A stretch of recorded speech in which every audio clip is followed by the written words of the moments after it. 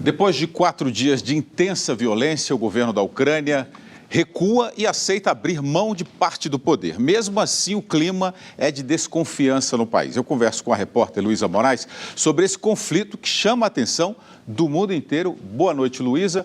O que vai acontecer agora com a Ucrânia, hein?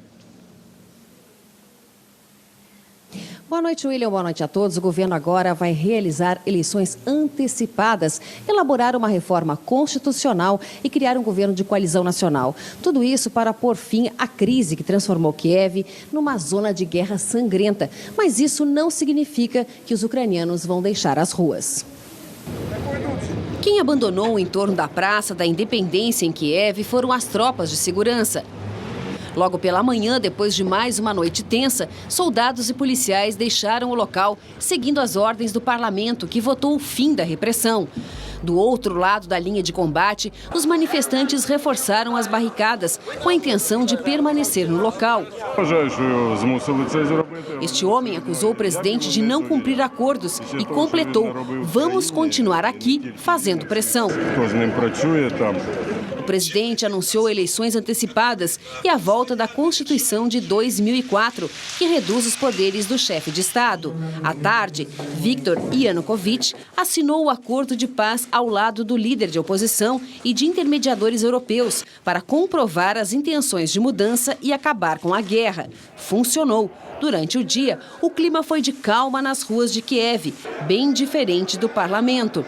Oposição e situação se enfrentaram durante a votação da proposta de mudanças. Houve empurra-empurra e muita confusão. No final, palmas e o hino nacional representaram a vitória da oposição.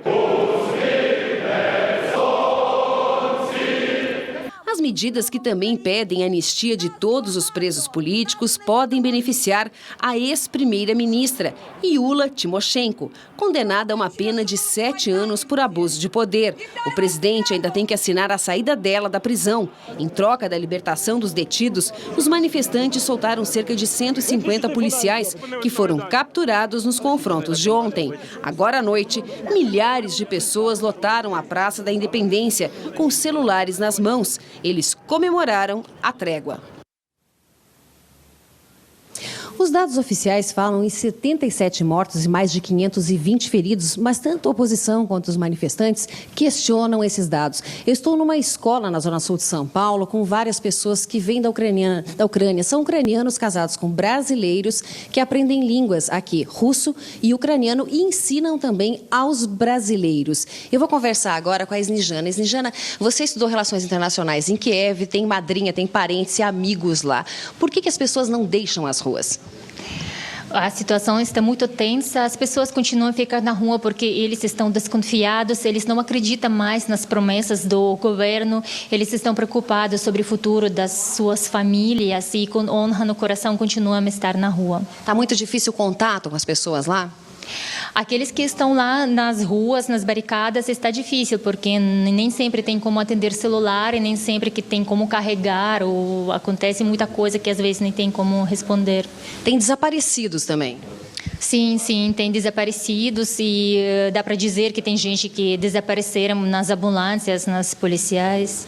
Ok, então, muito obrigada, Snejana, que fez questão de explicar que eles não estão contra os russos, mas contra o acordo proposto para o governo russo para o governo ucraniano. E lembrando que hoje houve uma corrida aos bancos, os ucranianos sacando todo o dinheiro que têm em conta com medo das incertezas em relação ao futuro da economia do país. E antes de encerrar, William, eu tenho aqui uma mensagem desses ucranianos que vivem aqui no Brasil, especificamente em São Paulo. Slava Ukraini! Heroям slava! Isso significa glória à Ucrânia e também aos heróis que lutaram nas manifestações. William, é com você. Obrigado, Luísa. Bom, pelo menos por enquanto, vitória da oposição. Eu digo por enquanto, Cênis, porque a gente não viu em nenhum momento na reportagem se falar do Vladimir Putin. A Rússia participou dessa conversa, dessas primeiras negociações. Pelo visto, não, né? Pois é. E não vai ceder tão facilmente assim. Pois é. A questão da Ucrânia, ele tem, de fato, essas duas esferas ocorrendo simultaneamente. Você tem um jogo geopolítico na região fundamental entre essa área de transição entre a Rússia clássica e com seus interesses clássicos de expansão de influência e a questão europeia. Isso é uma esfera do problema. A segunda esfera é a dinâmica interna. É um país dividido, é um país que, de fato, tem uma minoria russa significativa, 25%. As ligações são muito fortes do ponto de vista econômico entre esses países. Ele tem uma questão estratégica, essa é outra dimensão. Como é que essas duas dimensões se relacionam?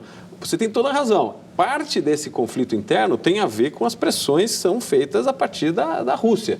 E o jogo da Rússia, historicamente, de maneira geral, é muito pesado. É um jogo de área de influência inquestionável nesse espaço. A gente tem que lembrar que a Ucrânia era uma das repúblicas satélites da República Soviética até pouco tempo atrás. E muitos Putin, negócios russos dependem da Ucrânia, não é isso? Dependem da Ucrânia. Como gasoduto, oleoduto, não é isso? Que vamos dizer, a questão dos gasodutos que passam pela Ucrânia para ir para a Europa, etc., não é só questão, ela combina a questão econômica com a questão política, porque esse é um dos principais elementos para esses fatores da economia russa. Ou seja, não estamos falando de um tema secundário na saúde financeira da economia russa. Estamos falando de uma questão primária, uma questão fundamental. E segundo, que é totalmente uma das questões geopolíticas, onde a Rússia barganha com a Europa e com o resto do mundo, via Europa, com relação ao fornecimento de gás. Então, se qualquer coisa ocorrer nesse espaço, a Rússia vai se sentir muito fragilizada.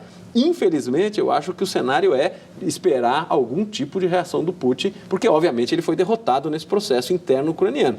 Não é uma liderança política confiável no sentido das regras internacionais, ele já mostrou que quando precisa intervém mesmo, e é um sujeito que já mostrou que joga de maneira muito pesada, né? Então, eu diria que, infelizmente, o cenário é de cautela, como você introduziu aí no seu comentário, de que vamos esperar, porque a reação da Rússia pode ser fundamental. Ricardo, deixa eu aproveitar, fazer até uma pergunta ao Ricardo. A entrada da União Europeia, como fez agora com a França, a Alemanha e a Polônia, nessa negociação com o presidente, isso não muda um cenário de 22 anos? Porque agora não são Estados Unidos apenas, mas você tem uma força da União Europeia. Isso altera o cenário e a força? Altera. A grande questão é o seguinte, altera até que ponto? Ou seja, é um fator determinante, ou seja, a partir daí mudou fundamentalmente o jogo? Não mudou fundamentalmente. Ele alterou. Claro que tem um peso político, militar importante ali. Agora, eu diria que ele não resolve o problema. Ele talvez, dependendo do tipo de reação do Putin, você pode até agravar essa situação.